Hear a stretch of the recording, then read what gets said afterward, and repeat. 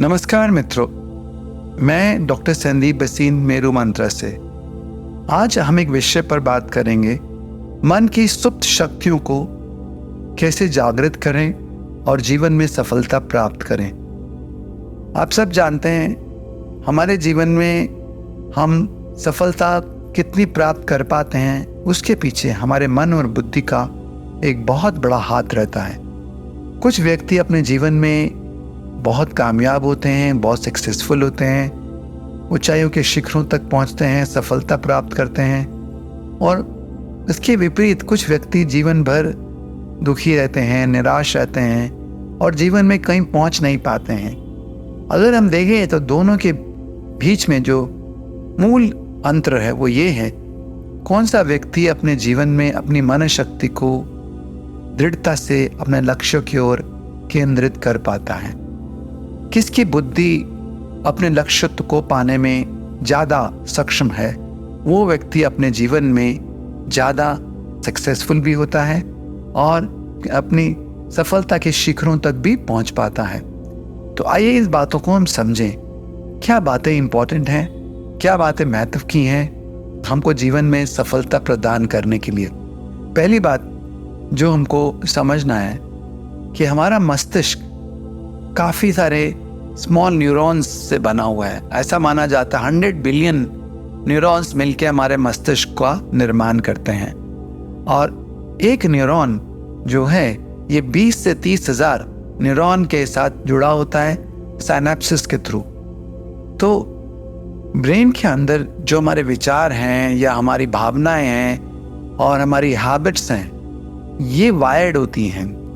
ये एक लूप्स होते हैं, नेटवर्क्स होते हैं ब्रेन की। कुछ ऐसे पाथवेज होते हैं जिसमें न्यूरॉन्स एक्टिवेट होते हैं, जिनको हम नेटवर्क्स बोलते हैं या पाथवेज बोलते हैं और लूप्स बोलते हैं। यानी आपके गुस्सा आने का लूप अलग है, आपके जीवन में आनंद आने का, उत्साह आने का लूप अलग है, आपके जीवन में क्रिएटिविटी का लूप अलग है। तो ब्रेन के डिफरेंट सर्किट्स एक्टिवेट होते हैं ब्रेन के अंदर।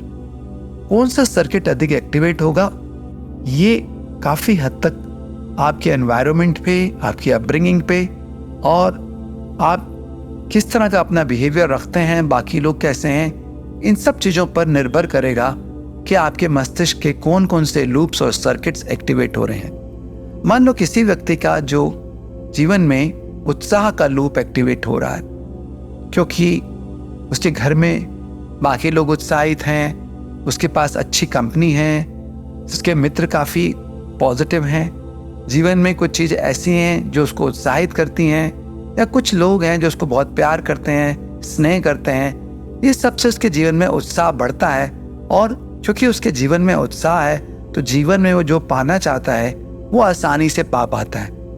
अगर इसके ठीक विपरीत देखा जाए तो कुछ लोग हैं जिनके जीवन में निराशा के सर्किट्स ज़्यादा एक्टिव हैं। ऐसा हो सकता है चाइल्डहुड ट्रॉमास के कारण, बचपन में कुछ ऐसी घटनाएं घटी जिसके कारण उसके जीवन में चाइल्डहुड अब्यूज़ या फिर ऐसे पेरेंट्स या फ्रेंड्स या लोग जो उसके जीवन में बहुत नकारात्मक विचार और दृष्टिकोण को भर देते हैं। ऐसा व्यक्ति अपने जीवन में सफलता पाने के लिए उसको बहुत श्रम करना पड़ता है और कई बार ये लोग अपने जीवन में सफलता नहीं प्राप्त कर पाते हैं।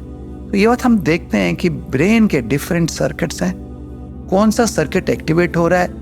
कुछ हद तक हमारा एनवायरनमेंट, हमारी अपब्रिंगिंग, हमारे पेरेंट्स, हमारा चाइल्डहुड उसको डिटरमिन करता है। लेकिन एक पॉइंट के बाद कौन सा सर्किट एक्टिवेट होगा, ये हमारी हैबिट्स बन जाती हैं, हमारा एनवायरनमेंट बन जाता है और जो सर्किट्स हमारे एक्टिवेट होते हैं उस तरह के कार्य हम करने लगते हैं। अगर हमें जीवन में सफलता चाहिए तो हमें अपने जीवन के वो सर्किट्स एक्टिवेट करने पड़ेंगे जो हमारे लिए सहायक हैं, जो हमें सफलता तक ले जा सके। तो ये पहली बात हमें समझनी है। हमारा मस्तिष्क एक मशीन की तरह कार्य करता है।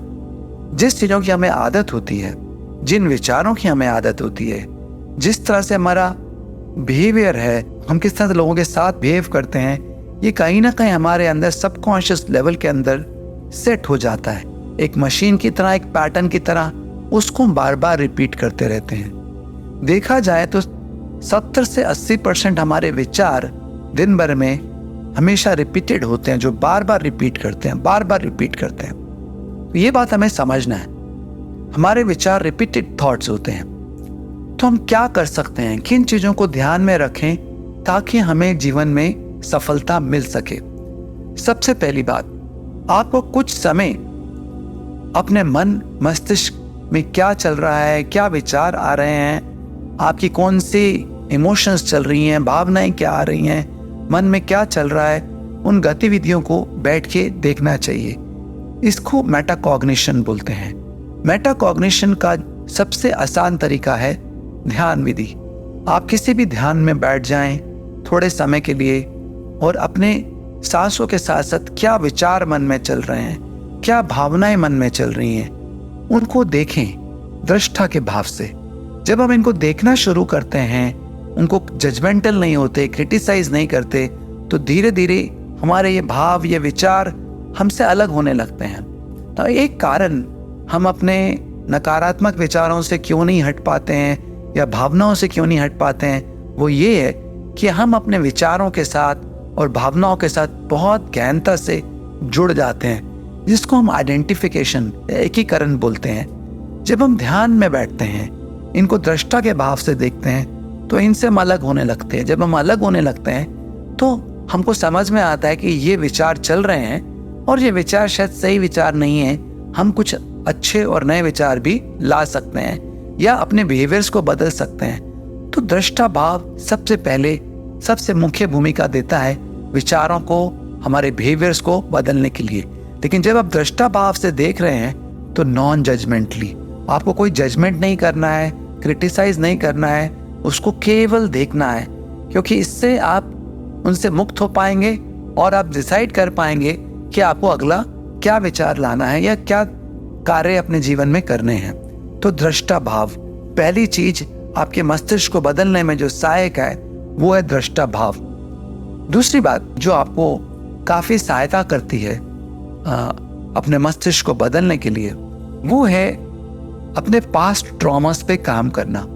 अक्सर बचपन के अंदर हमारे जीवन में घटनाएं घटी या कुछ जीवन में ऐसी बड़ी घटनाएं, दुर्घटनाएं जिससे हमारे मन को काफी क्षति पहुंची हो, जिसको हम ट्रॉमा बोलते हैं, वो ट्रॉमास हुए हों, तो वो ट्रॉमास हमको हमेशा तंग करते रहते हैं। इनको रिलीज करने के लिए हम साइकोथेरेपी का इस्तेमाल कर सकते हैं। अक्सर लोग ये सोचते हैं कि साइकोथेरेपी वही लोग करते हैं जो मानसिक रूप से रुग्ण है, कोई बीमारी है, लेकिन ऐसा जरूरी नहीं है।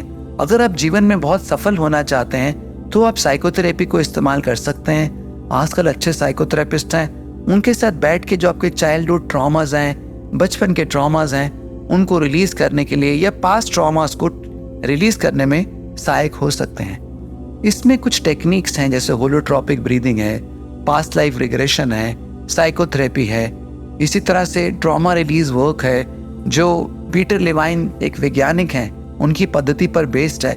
इन सब को करने से हम अपने पास्ट ट्रॉमा से फ्री हो सकते हैं, जिससे मन की एक बहुत बड़ी शक्ति जो ट्रॉमा में फ्रोजन थी, दबी हुई थी, वो सामने आती है, हमें मिलने लगती है और फिर हम अपने जीवन में उस शक्ति का इस्तेमाल कर सकते हैं। तीसरी चीज जो हमें हेल्प करती है वो है रीप्रोग्रामिंग। एक बार जब हम अपनी शक्ति को फ्री करने लगते हैं from trauma, from pain, from emotions, from repeated thoughts, तो हमें उस शक्ति को एक नई दिशा देना है।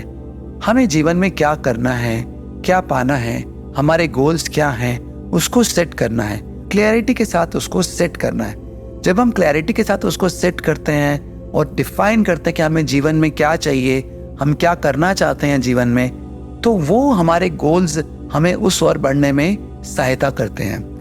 मान लीजिए कि आपका गोल है जीवन में कि आप एक अच्छा स्वास्थ्य प्राप्त करना चाहते हैं या लंबा जीवन जीना चाहते हैं, तो इसके लिए आप कुछ समय ज़रूर इसको दें, व्यायाम करें, कुछ पढ़ें कि एक अच्छा स्वास्थ्य कैसे मिलता है, कौन कौन से फूड हेल्दी हैं, कौन से सप्लीमेंट्स लेने चाहिए।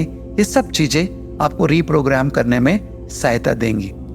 इसके बाद आता है माइंड का फोकस। आपको डेली अपने मिशन पे, गोल्स पे फोकस करना है।